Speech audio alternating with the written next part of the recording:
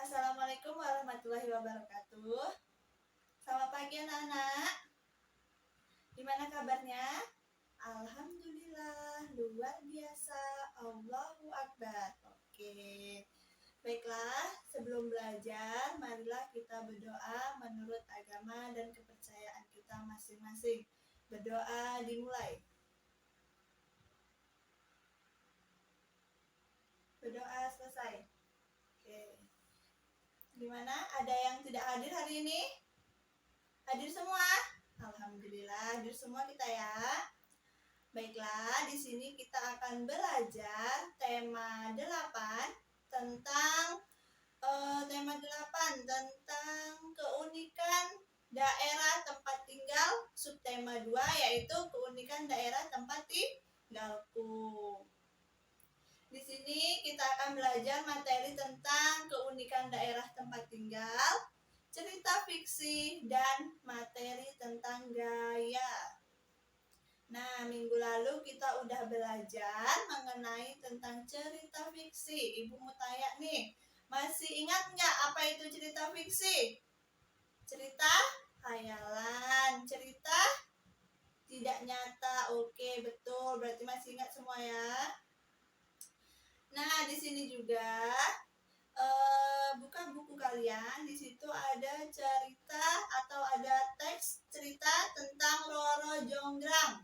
Nah, silakan kalian baca, kalian pahami. Nanti kita jawab secara bersama-sama, oke? Oke, kerjakan dulu ya. Baca dulu ya ceritanya. Oke, baca tentang Roro Jonggrang. Kalau sudah, baiklah kita akan menjawab soalnya secara bersama-sama. Soal yang pertama, sebutkan tokoh utama dalam bacaan yang berjudul Roro Jonggrang. Ada yang tahu siapa tokoh utamanya? Roro Jonggrang dan Bandung Bondowoso. Oke. Yang kedua, kita jawab lagi soalnya ya. Sebutkan tokoh tambahan yang ada di dalam cerita Roro Jonggrang tersebut. Siapa aja tokoh tambahannya? Ada Bi Bumi, Paradayang, dan pasukan jin. Oke, sudah bisa semua ya. Lanjut kita ke gaya. Oke, gaya ya. Nah, ada yang tahu nggak gaya itu apa? Gaya, oke. Tidak, gaya ini yaitu merupakan gerakan menarik atau mendorong suatu benda yang dapat menyebabkan benda itu bisa bergerak, bisa berpindah ya. Nah, pengaruh gaya terhadap benda ini ada banyak. Yang pertama yaitu gaya menyebabkan benda dia menjadi bergerak. Apa contohnya? Gaya yang menyebabkan benda dia menjadi bergerak. Contohnya yaitu kelereng yang awalnya diam, terus kita sentil dia, kita tendang dia, atau bola yang diam kita tendang. Nah, itu apa? Menyebabkan benda dia menjadi bergerak. Yang kedua, gaya yang menyebabkan benda bergerak menjadi diam. Nah, contohnya apa? Ada yang tahu contohnya? Ya, bola, seorang kiper yang menangkap bola dari tendangan lawan atau tendangan si pemain yang ditangkap dengan bola, yang ditangkap dengan kiper itu yaitu bola yang awalnya bergerak meluncur dengan cepat, yang seketika dia tangkap akan menjadi diam. Itu dia contohnya ya. Yang ketiga yaitu gaya yang dapat menyebabkan benda berubah-ubah. Apa contohnya? Gaya yang dapat menyebabkan benda berubah-ubah? Ya, bola pingpong atau bola kasti yang dilempar ke arah tembok, dia akan berubah-ubah setelah membentuk temboknya. Misalnya kita lempar dia akan memantul ke tembok yang lainnya, makanya dia dapat berubah-ubah arahnya. Yang keempat, gaya dapat menyebabkan benda bergerak lebih cepat. Contohnya apa? Gaya yang dapat menyebabkan benda bergerak menjadi lebih cepat. yaitu mobil dan motor. Saat kita mengendarai sebuah mobil atau motor, ketika kita menaikkan sebuah gasnya, kita kencangkan gasnya, maka benda yang awalnya diam, benda yang awal bergeraknya pelan akan menjadi cepat atau kencang. Dan yang kelima yaitu gaya dapat mengubah bentuk benda. Contohnya ada yang tahu contohnya seperti apa? Yaitu kaleng. Kaleng bekas minuman Sprite atau botol gitu kan, yang awalnya sempurna, terus kita remukkan dia, kita tekan dia, dia akan berubah menjadi penyok-penyok gitu kan, akan berubah melengkung-lengkung gitu kan. Nah, itulah yang dinamakan dengan gaya yang dapat merubah bentuk benda. Nah, ada juga macam-macam gaya. Ada yang tahu? Kayaknya minggu lalu udah belajar juga deh macam-macam gaya nih kan. Ada gaya otot, gaya pegas, gaya magnet, gaya listrik, dan gaya gesek. Kita bahas lagi. Ada yang masih ingat nggak? Gaya otot tuh gaya apa sih? Iya, pintar. Ada yang tahu? Ada yang masih ingat lagi? Ada yang tahu lagi? Oke. Gaya otot ini adalah gaya yang dilakukan oleh otot atau yang digerakkan oleh tubuh kita saat kita mengangkat barang, saat kita mendorong meja, saat kita mendorong mobil. Nah, itu adalah gaya atau otot yang kita keluarkan, ya kan? Terus yang kedua yaitu gaya pegas. Gaya pegas tuh gaya apa? Iya, gaya saat kita memanah, ya kan? Memanah itu yang dinamakan dengan gaya pegas. Terus yang ketiga ada gaya listrik. Ada yang masih ingat nggak gaya listrik itu apa? Masih lupa atau gimana?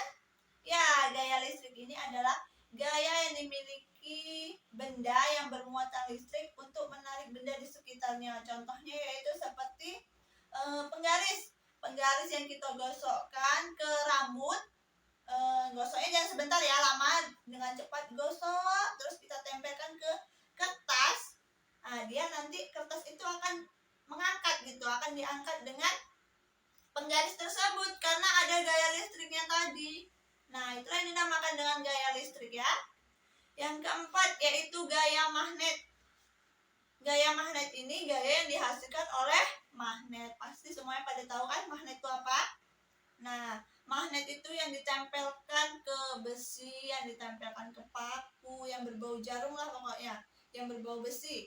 Nanti dia akan terangkat besinya. Dan yang terakhir yaitu gaya gesek. Gaya gesek itu gaya apa? Gaya yang ditimbulkan karena ada dua benda. Contohnya seperti mendorong meja tadi. Mendorong. Nah, dia kan ada gesekannya tuh. Nah, dialah yang mendorong kursi juga bisa karena dia ada gesekannya. Oke. Sekarang Ibu mau bagikan tugas atau latihan yang harus kalian kerjakan.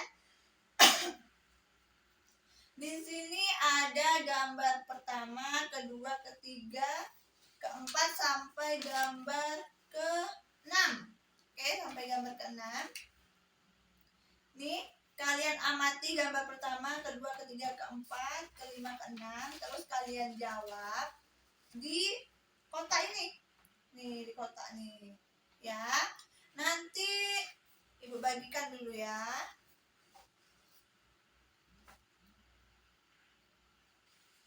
Oke, sudah dapat semuanya? Kalau sudah, lihat kertasnya. Lihat yang di lembar keduanya. Lihat di lembar keduanya ya. Nomor 1, jarum ditarik oleh magnet. Nah, ini tadi sudah kita pelajari. Berarti gambar yang pertama ini ya. Jarum diangkat oleh magnet. Ini dinamakan dengan gaya apa? Kalian tulis di sini. Apakah dia gaya gesek? Apakah dia gaya otot? Atau seterusnya. Yang kedua, buah kelapa jatuh dari pohonnya. Nih, buah kelapa nih jatuh dari pohonnya nih. Ini dinamakan dengan apa? Kalian tulis di sini, apakah dinamakan dengan gaya magnet atau gaya otot atau yang lainnya ya. Yang ketiga, pemain bulu tangkis memukul kop. Mana ya pemain bulu tangkis memukul kop? Nih, pemain bulu tangkis memukul kop. Apa dinamakannya nih? Apakah gaya gesek? Apakah gaya listrik? Ya. Terus yang keempat, mobil melaju di jalan nih. Mobil melaju di jalan. Terserah kalian mau gaya apa, mau gaya magnet atau gaya otot. Kalau kalian paham pasti kalian tahu apa jawabannya. Yang kelima, bermain ketapel. Nih, bermain ketapel ya. Dinamakan dengan gaya, tulis ini, kalau gaya magnet tulis, kalau gaya listrik tulis.